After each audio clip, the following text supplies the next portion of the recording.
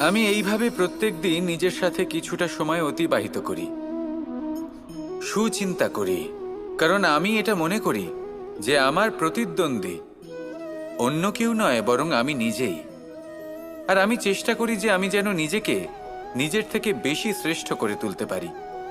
তাই প্রতিদিন আমি আকলন করি নিজের কর্মের, যে কাল আমি কি উচিত করেছি, কি অনুচিত করেছি, যে ভুল আমি করেছি তা আজকে কি করে শুধরে নিতে পারি। যে শ্রেষ্ঠ কর্ম আমি কাল করেছি, আজও সেই শ্রেষ্ঠ কর্ম আমাকে করতে হবে। শুধু এই প্রক্রিয়াতেই আমি নিজেকে শ্রেষ্ঠ ব্যক্তি, শ্রেষ্ঠ রাজা, একজন শ্রেষ্ঠ পিতা, পুত্র করে তুলি। এইভাবেই আমি একজন শ্রেষ্ঠ মানুষ হয়ে উঠি। আপনিও এই কথা মনে রাখবেন যে আপনার প্রতিস্পর্ধা অন্য কারোর সাথে নয়, বরং নিজের সাথে। তাই নিজের কর্মের আকলন করুন, নিজের মধ্যে যে দোষ আছে তা ত্যাগ করুন, নিজেকে শুধরে ফেলুন। এই মন সবসময় সুপ্রসন্ন থাকবে এবং লক্ষ্য প্রাপ্ত করে বলবে, রাধা রাধা। সকলে আমাকে জিজ্ঞেস করেন যে কৃষ্ণ, তুমি সবসময় হাসি মুখে কি করে থাকো, এত প্রসন্ন কি করে থাকো তুমি?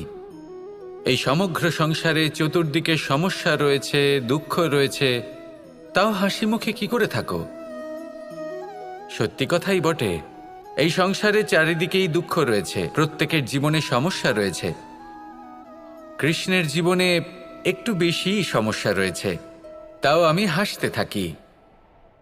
কেন? কারণ হলো প্রেম। আমার সমস্ত মনোযোগ কেন্দ্রীভূত থাকে সেই প্রেমের প্রতি যা আমি পেয়ে থাকি। যেমন রাধার প্রেম, দ্বারকার প্রেম, দাদার প্রেম, স্ত্রীর প্রেম, পুত্রের প্রেম, মাতা পিতার প্রেম আদি ইত্যাদি। আমার মনোযোগ এই প্রেমের প্রতি কেন্দ্রীভূত থাকে। আর যখনই আমি এই প্রেমের কথা স্মরণ করি, মুখে দুশ্চিন্তা অথবা দুঃখের আবেগ দেখা অসম্ভব ব্যাপার। শুধু এটাই হলো রহস্য কৃষ্ণের হাসি মুখে থাকার, তার হাসির রহস্য। আপনিও জীবনে এটাই করুন। আপনি জীবনে যে ভালোবাসা পেয়েছেন তার প্রতি মনোনিবেশ করুন। ধন্যবাদ জানান সেই প্রেমকে, ধন্যবাদ জানান সেই সকল ছোট ছোট বস্তুকে যা আপনি জীবনে পেয়েছেন। আমি নিশ্চিত রূপে বলতে পারি যে আপনার সমস্ত জীবন বদলে যাবে। সংকল্প করুন যে আপনি এই জীবনে শুধু প্রেম বিতরণ করবেন। এই মন জীবনের প্রত্যেক মুহূর্তে প্রসন্ন থাকবে আর আনন্দ সহকারে বলবে, রাধা রাধা। কখনো কোনো বৃক্ষকে দেখেছেন? এই ধরিত্রী থেকে ততটুকুই জল নেয় যতটুকু তার প্রয়োজন। কোনো প্রাণীকে দেখুন, এই প্রকৃতি থেকে ততটুকুই খাবার গ্রহণ করবে যতটুকু তার খিদে রয়েছে। খিদে মিটে গেলে আর খাবে না। এবার মনুষ্যকে দেখুন, সে নিজের জীবনে যা কিছু পেয়েছে, বস্তু, ধন, খাবার, শক্তি, প্রয়োজনের থেকে অনেক বেশি লাভ করার চেষ্টা করে থাকে। প্রয়োজনের থেকে বেশি যদি পেয়েও যায় তাহলেও তার কম মনে হয়। এবার এরকম ঠিক কেন হয়? এর পিছনের কারণ কি? কারণ হলো লোভ। লোভের আগুন কিছু এমন হয়, যদি মানুষের মনে একবার প্রজ্বলিত হয় তাহলে শুধু বাড়তেই থাকে। ততক্ষণ বাড়বে যতক্ষণ না আপনি নিজে তাকে বাধা দিচ্ছেন। তবে এই লোভের আগুন নিয়ন্ত্রণ করা সম্ভব। পরিমিতিবোধ, পরিমিতিবোধের চিন্তা। আপনাকে শুধু নিজেকে একটা সরল প্রশ্ন করতে হবে। যখনই মনের মধ্যে কোনো বস্তুর প্রতি, শক্তির প্রতি, ধনের প্রতি, ভোজনের প্রতি লোভ বেড়ে যায়, নিজেকে প্রশ্ন করুন, এটা কি আমার কাছে ততটাই প্রয়োজনীয় যতটা একটা বৃক্ষের কাছে জল, যতটা একটা প্রাণীর কাছে ভোজন? এটা কি ততটাই প্রয়োজনীয়? যদি উত্তর না হয় তাহলে নিজেকে সেখানেই বাধা দিন, সেই ভাবনা সেখানেই ত্যাগ করুন, কারণ সেটাই হলো লোভ। ঠিক এইভাবেই প্রয়োজনীয়তার চিন্তা করে আস্তে আস্তে এই মন নির্লোভ হয়ে উঠবে। আর এই মন প্রসন্ন হয়ে বলবে, রাধা রাধা।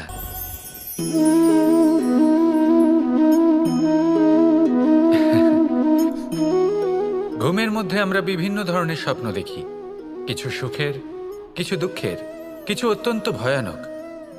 কিন্তু সত্যি কথা বলতে এর উপর আমাদের কোনো নিয়ন্ত্রণ নেই।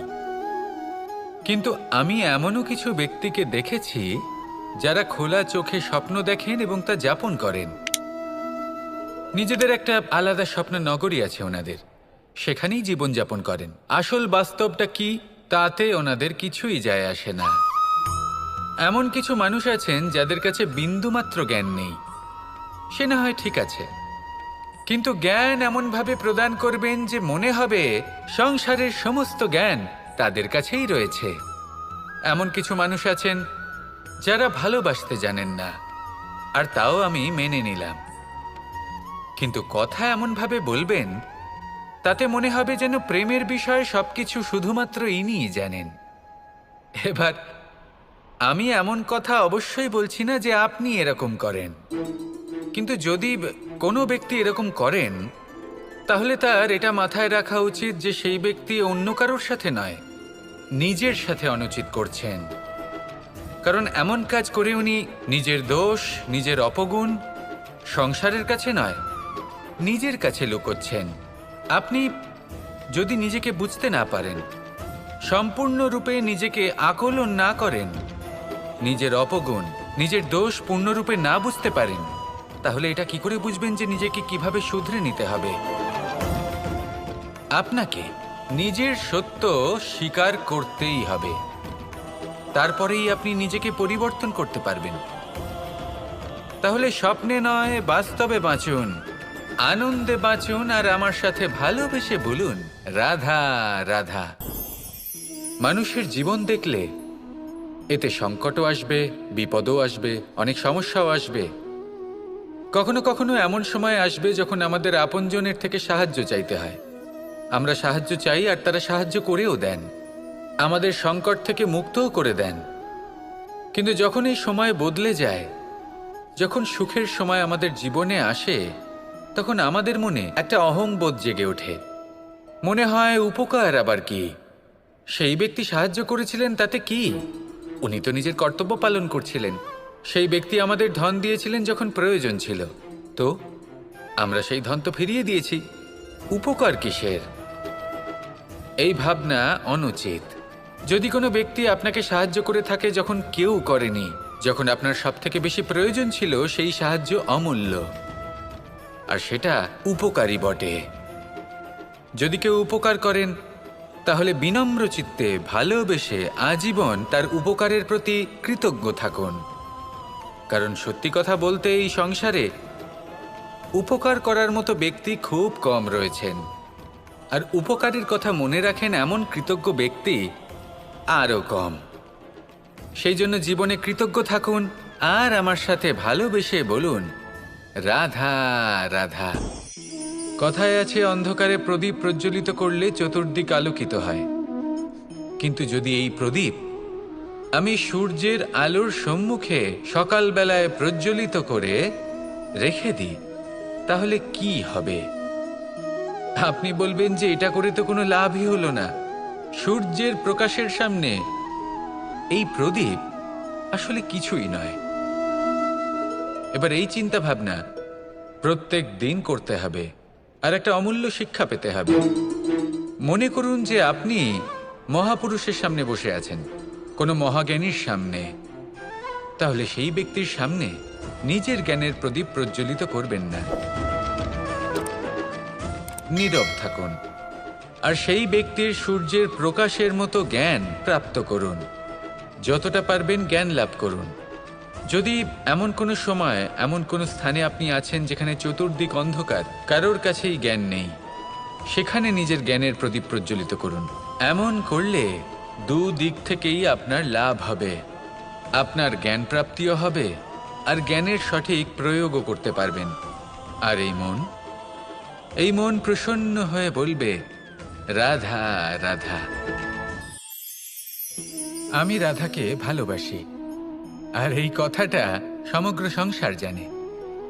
আর সময় অন্তরে লীলার দ্বারা, বিভিন্ন ঘটনা দ্বারা, কর্মের দ্বারা আমি নিজের এই ভালোবাসা রাধার সামনে প্রকাশ করি। এবার আপনি বলবেন এসবের কি প্রয়োজন? রাধা কি এই কথা জানে না যে কৃষ্ণ তাকে কতটা ভালোবাসে? অবশ্যই জানে, কিন্তু এই যে ভালোবাসা, তা মনে রেখে দেওয়ার জন্য নয়, তা প্রকাশ করার জন্য। আর বারংবার এই ভালোবাসাকে প্রকাশ করা উচিত, উচিত সময় এবং উচিত সুযোগ দেখে। কিরকম? এবার যদি আপনি প্রেমীর সাথে কোনো উৎসবে থাকেন, তাহলে তার সাথে নৃত্য সঙ্গীত করুন।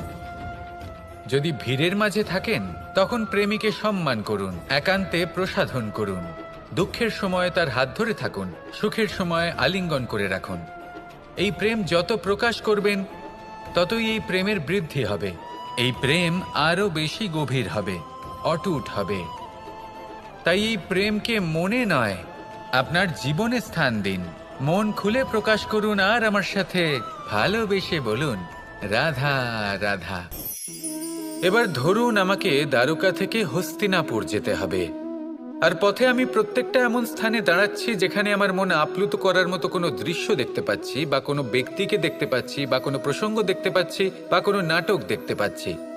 তাহলে কি আমি কখনো হস্তিনাপুরে উচিত সময়ে পৌঁছতে পারবো? কখনোই নয়। মানুষকেও ঠিক এই কথাটাই মাথায় রাখতে হবে।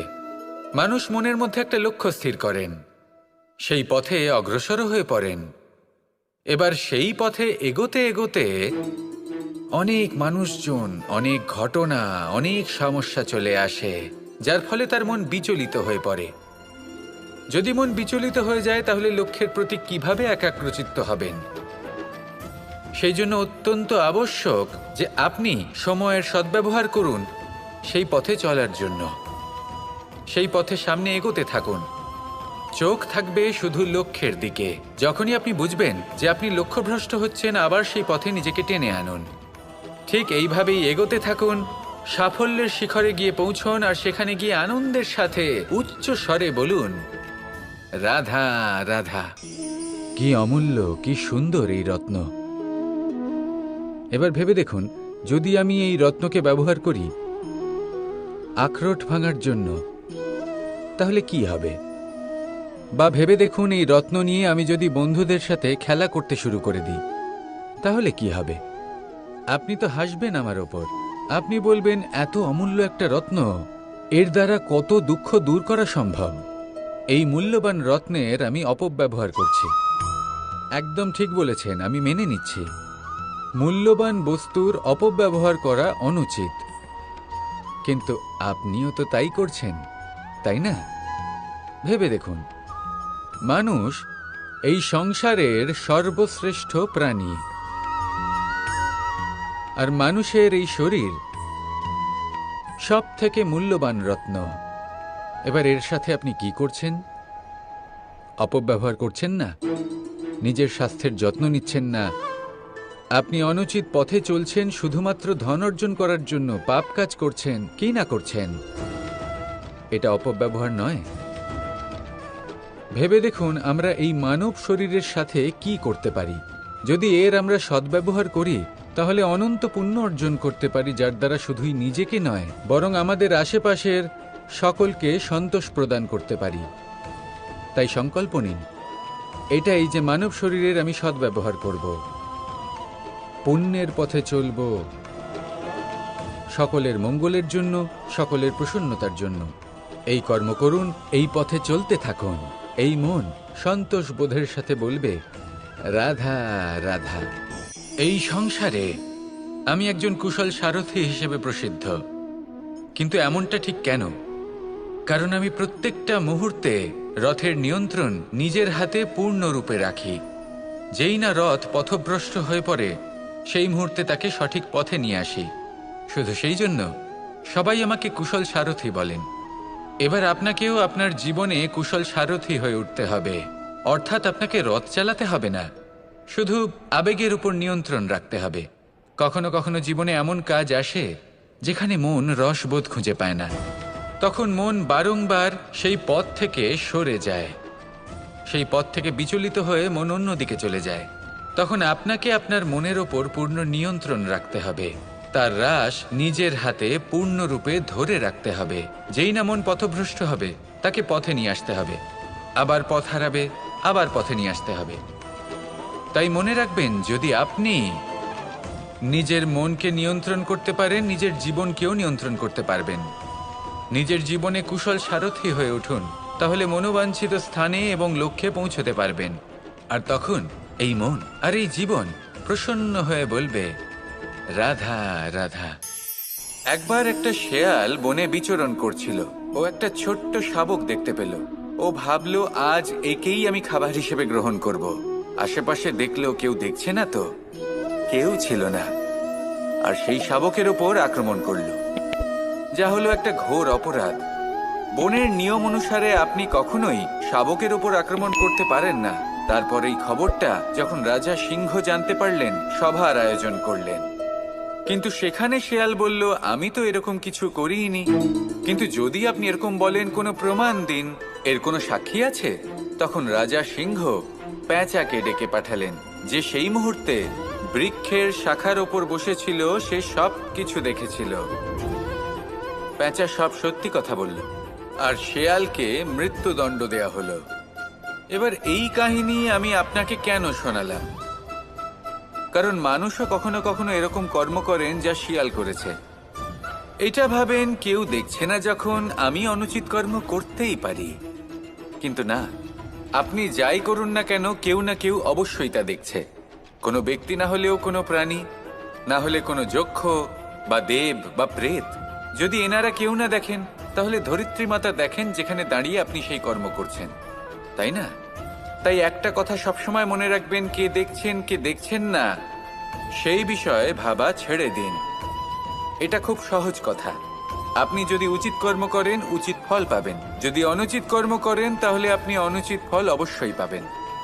সেই জন্য উচিত পথে চলতে থাকুন, উচিত কর্ম করতে থাকুন, আর আমার সাথে ভালোবেসে বলুন, রাধা রাধা।